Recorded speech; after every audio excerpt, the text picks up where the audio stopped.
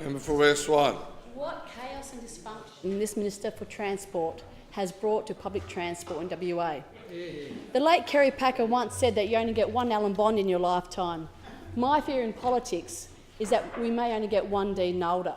What an incredible example of complete chaos and dysfunction.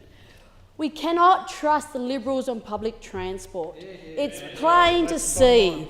They don't believe in it and they can't do it.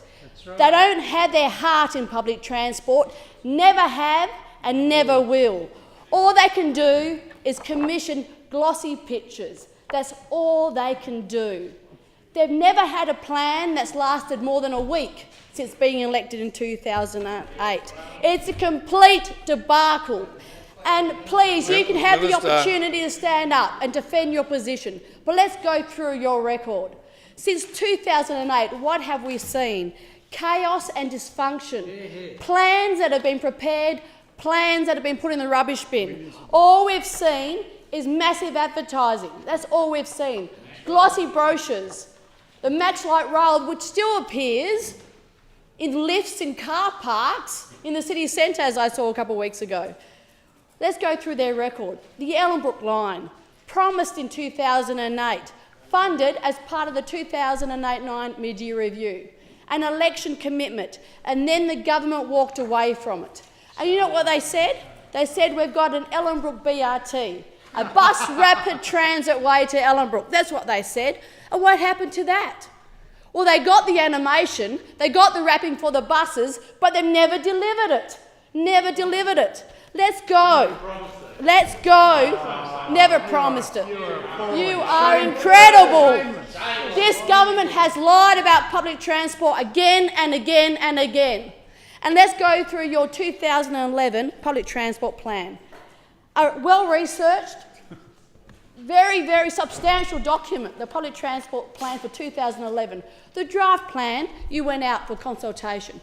3 projects were priority projects. You went through, and using the PTA numbers, said there were 3 projects that were of priority and would be the first ones to be built. Max Light Rail, Ellenbrook BRT, and the extension of heavy rail to Yanship. They were your 3, and what's happened to all of them? Cancelled.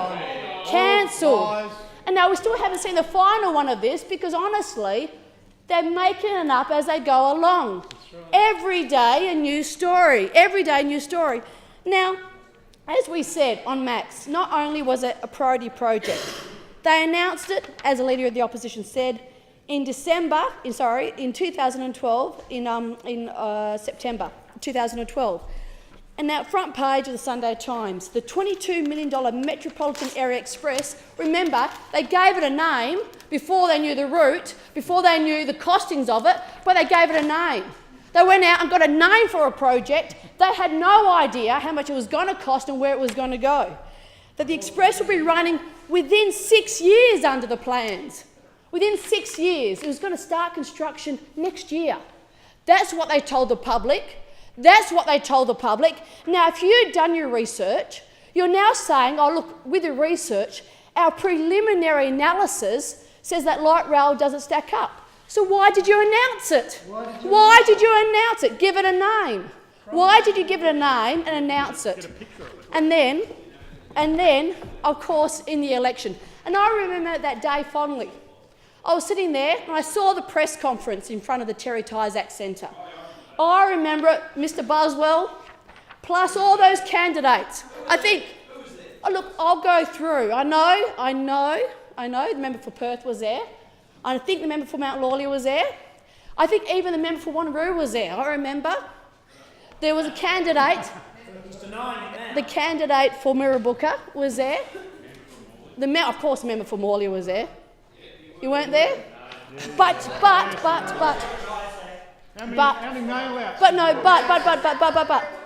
he might have missed the announcement, but it's good that he issued a press release the day after, saying that he welcomed. This is a fantastic news for those local residents who need to travel to the city or further south each day for work or study, Ian Britzer said. So you might not have been there, but you had the blue and yellow press release ready. Of course. Then of course, you had the Liberal Party, all the information and media statement, the DLs dropped to every letterbox that commuters will be catching the max in 2018. Don't you worry about it, because you know what? They deserve a light rail. That's what you were telling them. You deserve a light rail. And you know what? Doesn't matter what it costs, you deserve it. That's what you were telling everybody in that North-East corridor, and that's how you won some seats out there. You had no intention and you had done no analysis. And then the minister stood up today saying one of the first things he did, he was, I want to step back and take a really thorough analysis of the max. Is that what he said today? Yes. That he was so rigorous that he actually said, I'm going to really analyse max compared to the other forms of transport. So I quote from April 2014, new Transport Minister Dean Nalder has vowed to get Perth's delayed $2 billion light rail back on track, saying it may be faster or smarter to split it into two. So here you are, making it up. Day upon day, saying that you stepped back and said, oh, look, we might, look at buses. You went on to say that you might tunnel. Remember that, tunnelling all the way through. You were going to do all these things to make Max work. But now Max is officially dead.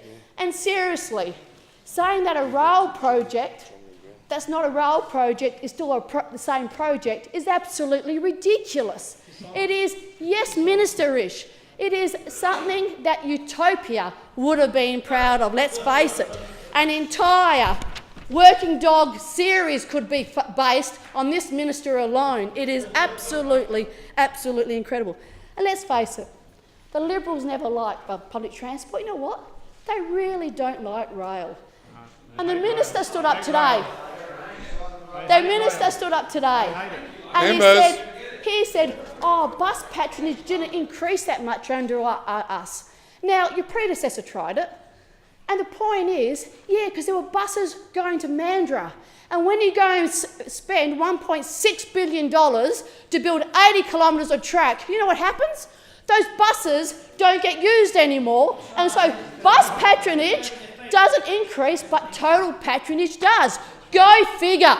The previous minister tried to table a graph. Remember that? When he stood up and said, total patronage, and we said, excuse us? He goes, oh, it's bus patronage. So don't come in this place and talk about bus patronage when we went and built 80 kilometres of train track, debt-free, and now carrying thousands of people. And the only complaint is our car park's big enough because it's so successful. And remember who opposed that new fast and direct route? Who fought that new fast and direct route? It was the Liberal Party. They came in. And one quote I want to leave about our beautiful fast and... Howard government... Sorry. Member for Warnbro, I know you're trying to help the member for West Swan, but I'd like to hear her. They fought it every step of the way. We can have buses. We don't need that rail lines. We don't need rail lines. And when we put in that new fast and direct route, what did the Leader of the Opposition say? Oh, no, I'll quote. The now Premier, and then I think he was Leader of the Opposition. The government is proposing that the rail line from the city centre will zip down the freeway without picking up or dropping off one single passenger. That's what he said. He said that, and now look at the 3 successful train stations of Bull Creek, Canning Bridge and Murdoch. They were the stations that weren't going to carry any passengers under the Liberal Party. Liberal Party have never invested in public transport. They hate rail lines, and this is yet another example. Right, further speakers, the question is that the motion be